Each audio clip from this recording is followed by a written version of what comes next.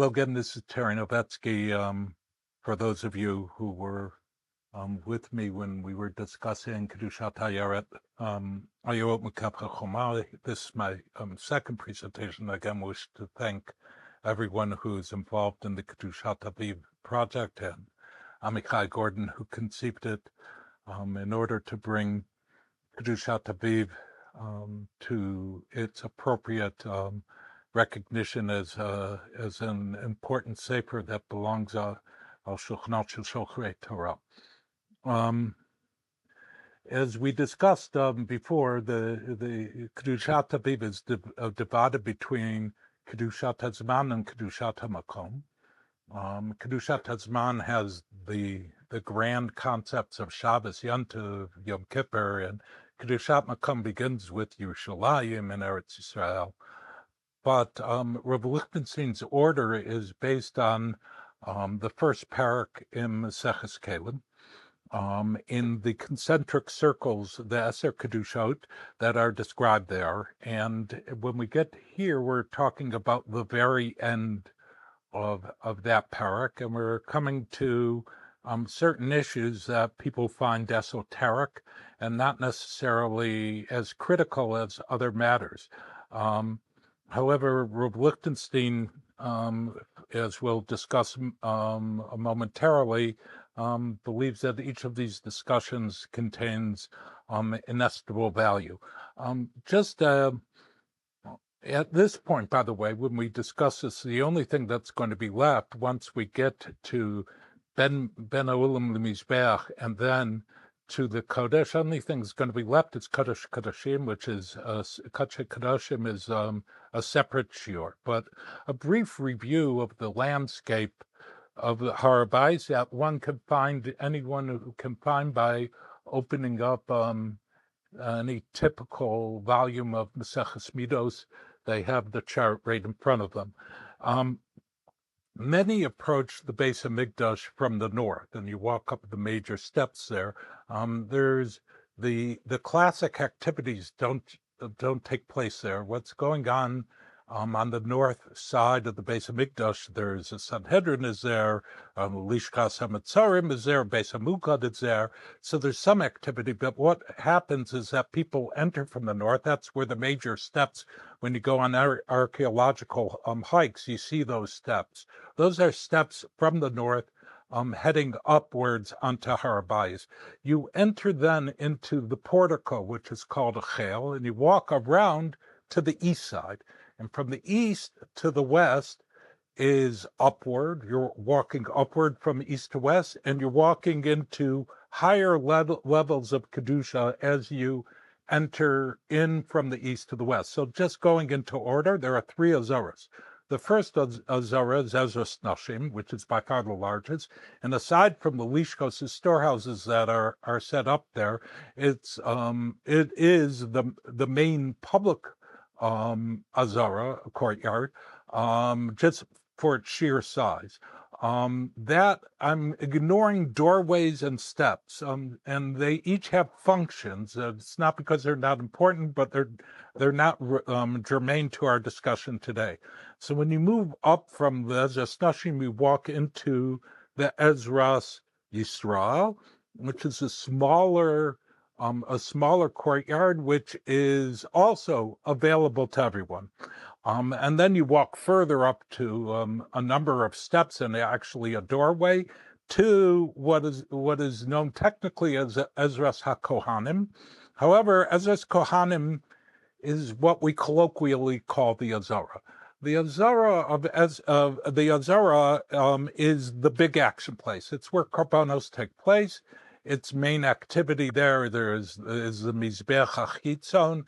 The Kevesh takes up a great deal of space, and the rest of the space in the Azara is because the activity relating to the giving of the bringing of korbanos of animals requires a great deal of space. You need spaces for shechita, you need spaces for hapshata. All of that takes place in what we call the Azara.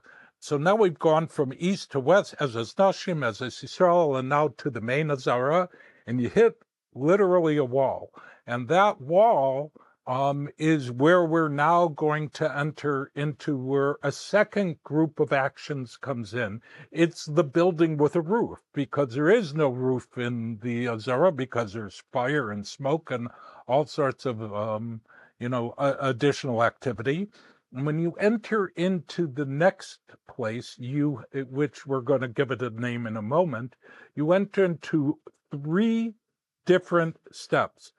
Three different areas. The first is called the Ulam, which is the vestibule. Beyond the Ulam, and where no activity takes place. Beyond the Ulam, you get to the Kodesh, and the Kodesh contains three critical kalim: the Shulchan, the Menorah, and the Mizbeach HaKatoros, the golden Mizbeach. Beyond that, there's a parochas leading to the Kodesh HaKadoshim, the Holy of Holies.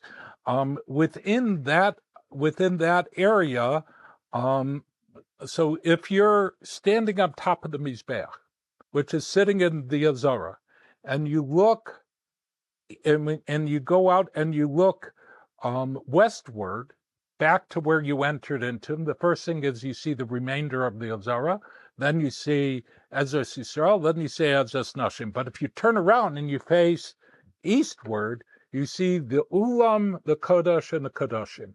Now, the Rambam says these three items, Ulam, Kodesh, and Kodesh Kodashim, are the Heichal, are called the Heichal.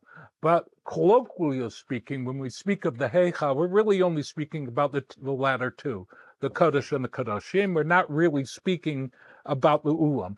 As a matter of fact, the ambiguity of what the Ulam is, where it is situated, it is very clear. But what it is aligned to,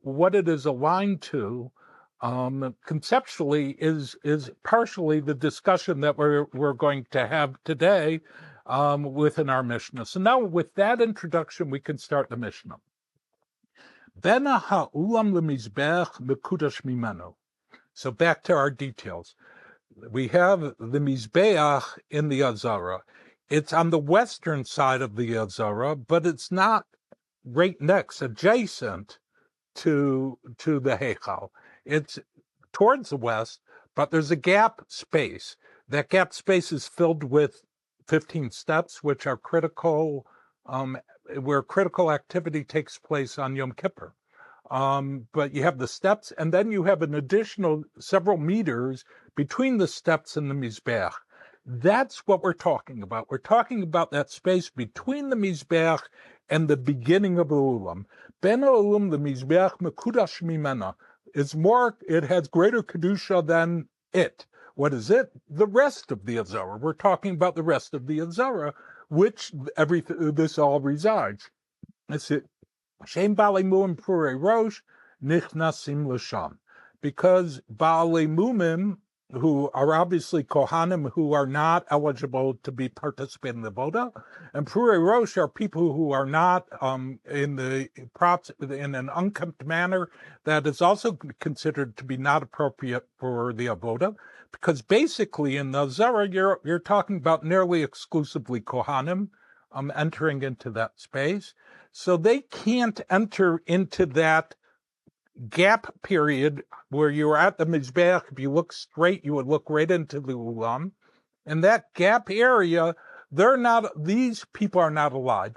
Rabbi Yossi and the rest of the Mishnah says that even Kiddush Yadayim v'Raglayim is required in that space, showing, again, the very issue that we started to raise, which is this part of the Azara, or is this related to the Heichal?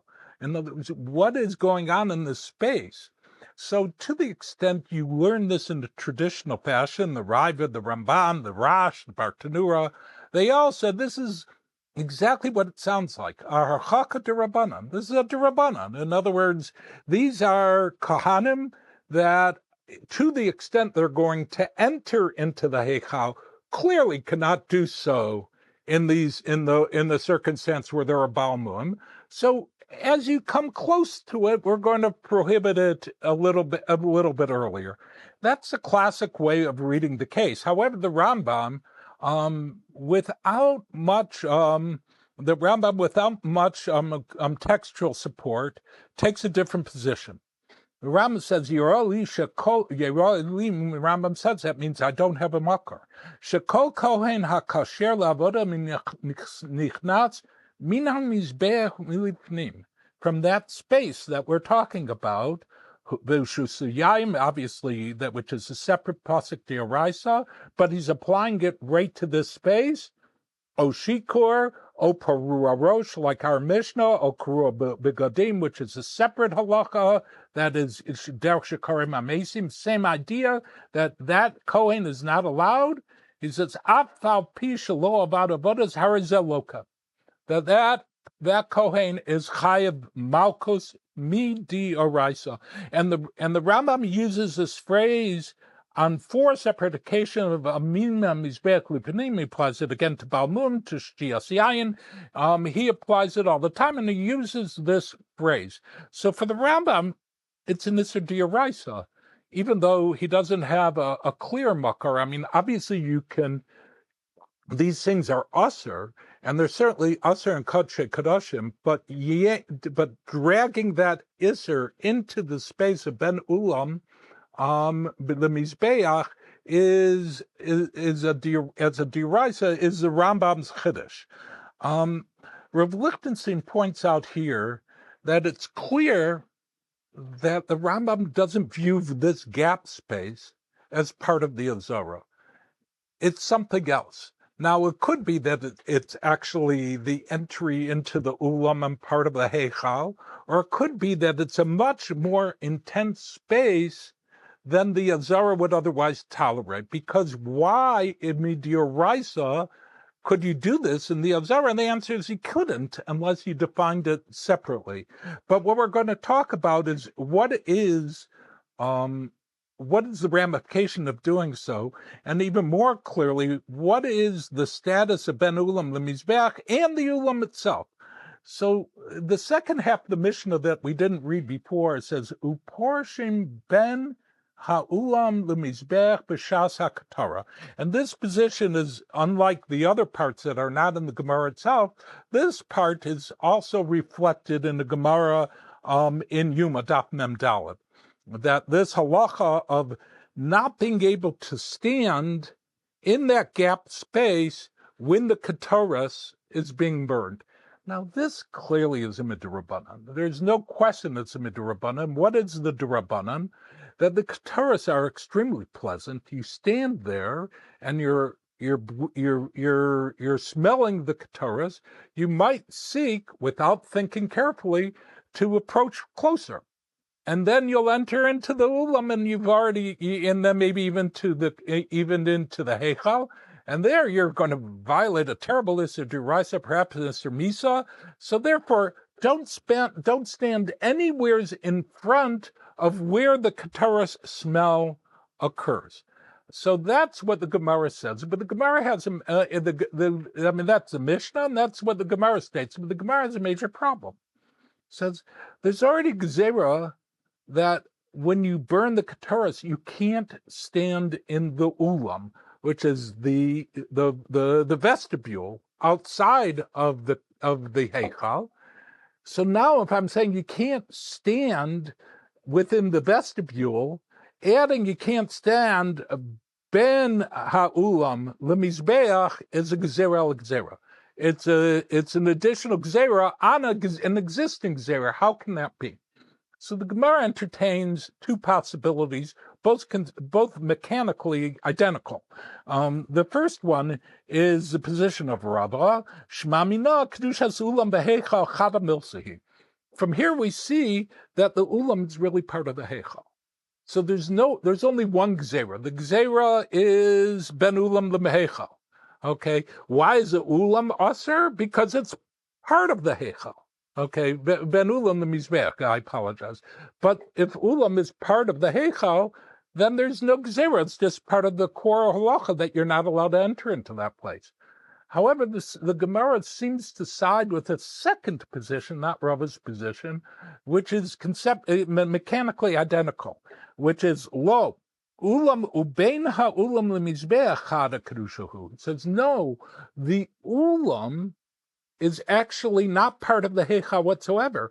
It's part of that. It's joined together with the space that we call ben ha'ulam l'mizbeach. So there's only one gezerah. The gezerah is from the mizbeach all the ways to the beginning of the Heichal, which includes the ulam. That's a single gezerah, and that tells you that the ulam and its and its status is quite ambiguous. Is it part of the Azara, or is it part of the Heichal? And that's really the difficult issue. How do I view the Ulam, and therefore how do I view the space ben ha'ulam l'mizbeach? Are they combined, or is it combined the other way? For the Gemara, it's unresolved. But Rav Lichtenstein applies an incredibly important overriding approach to understanding the entire, not only the Ulam, and ben Ulam l'mizbeach, but actually the entire Beit HaMikdash. And we're going to put this in 3 specific steps. Step 1. First is the Beit HaMikdash has 2 fundamental functions and 2 fundamental purposes. The first is Hashras HaShechina. The Shechina dwells there. V'shachan v'asu Mikdash, v'shachanti b'sochan. In the Ramban in Parshas Kedoshim, it talks about Hashras HaShechina and carrying forward Sinai forward into our existence beyond Sinai. There's no question that Hashras HaShechina is a central function of the Beit HaMikdash. That is reflected in the Rambam himself in Hilchos Melachim, where he talks the b'nos Beis HaBechira is one of the 3 mitzvahs entering Eretz Yisrael. Shneimar l'shich nosid v'shuv v'asem sham. Fine. Function 1. Function 2 is the main function, which is the Rambam says mitzvah seilasos b'ais Hashem muchan liyos makribim alav korbanos. It's for korbanos. Now the truth is that these are totally parallel, non-intersecting things. When one is talking about korbanos, you're talking about humanity reaching out to make communication with the Ribono Shel Olam, either for thanks or for kapara or for some other objective request that humanity is reaching out. However, Hashras HaShechina is not about reaching out to the Ribono Shel Olam. It's about recognizing the awesomeness that is in front of you. Now, step 2, as Rav Lichtenstein said, those 2 functions actually have 2 independent spaces within the Beit HaMikdash. Avoda, korbanos, that's the Azara. That's the basic. That's where the mizbeach is. That's where the action is. Where's Hashras HaShechina? That's in the Heichal. That's totally separate. And that's what's the central, so the central item within the Azara is the Mizbeach. The central item within the Heichal is the Aharon HaKodesh. And this is not, and so now we have 2 separate spaces. Truth be known, as we'll get to, there's never a theme within any activity where the Azara has a Hashras HaShechina theme. There is specific exceptions to the rule of Hashras HaShechina in the Heichal for where there are korbanos activity on Yom Kippurim, when you bring in the blood. Okay, you bring in the blood, you put it on the prochas, you put it on the Mizbeach HaZahav. That has a minor korbanos theme that does exist, even though the central theme of the Heichal clearly is Hashras HaShechina. So that's step 2. Step 3 is that basically avoda is focused on korbanos, but there's an exception. And that exception, there are several exceptions theoretically, but one absolute exception, and that is Ketores. Ketores is an exception, and it's not Rav Lichtenstein says, it's a Torah. Whenever there's Hashras HaShechina, there's Anan, there's some type of covering. So when you talk about Parshas Yisro, it talks about Vayomer Hashem Moshe Hinei Anochi Bo Elecha Ba'av Hehanan.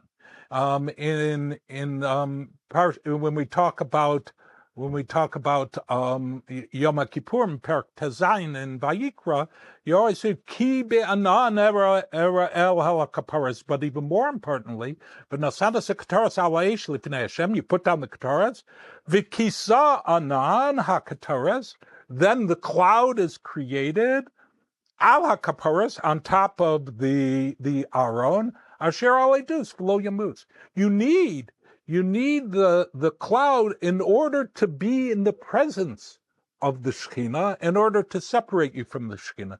So the kataras is in and of itself an action not related to korbanos, but related to hashras Shekhinah. That's the third step. So now we get to the issue. What's going on? We have the Heichal that is related to is related basically to hashras Shekhinah. You have the Azara, where there's never hashras Shekhinah. Is the Ulam related to the hashras Shekhinah theme, or is the Ulam related to the korbanos theme? And Rav Lichtenstein says that's the point. It's related to both, depending on what's going on, depending on what the activity that is taking place. But it actually has both aspects. So when you have korbanos and Yom Kippurim, the Ulam is part of the Heichal because it is part of the overall action of korbanos that take place. The blood is part of the Heichal. But when it comes to hashras Shekhinah, then the Ulam is related to the Azara, not to the Heichal. The Ulam links itself to the space of Bein HaUlam LeMizbeach. That's the one space we had specifically when? With respect to the Kataras. When it comes to the Kataras, then the Ulam and the space between the Mizbeach and the Ulam are one, and therefore the specific Gezerah is not a Gezerah al Gezerah. It's a single Gezerah because the Ulam is excluded from the Heichal with respect to hashras Shekhinah. The Rav Lichtenstein takes this Chiddush and he applies it to many other cases. Is typical in his derech. His hashlachot, he expands the principle, he examines the various, the multiple presentations of the Rambam of Ben Ulam Lemizbeach. He considers Kiddush Yadayim V'Raglayim in a matter that's too detailed and subtle for a summary to be on this recording. But like Ayaris Mukepes Chomam, which we spoke of earlier, Rav Lichtenstein identifies the Yisodos, the conceptual underpinning in the Rishonim, even in sugyos that others would gloss over or even pass by. All of Torah, Rav Lichtenstein was fond of saying, "V'achos tuval kayin na'amah." That pasuk is just as holy and just as infused with inestimable value as Shema Yisrael. So here we witness again how Rav Lichtenstein finds value in not artificial, forced ideas, but serious Torah, foundational Yisodei Torah, defining the nature of Beit HaMikdash, where others just pass by the sugya. Sefer Kedushat Aviv captures both. The large vistas of Shabbos, Yom Tov, Eretz Yisrael, Yerushalayim, and the beauty of Torah and what others would deem inconsequential. And we, both his Talmidim and now future generations, because of the publication of Kedushat Aviv, are so enriched.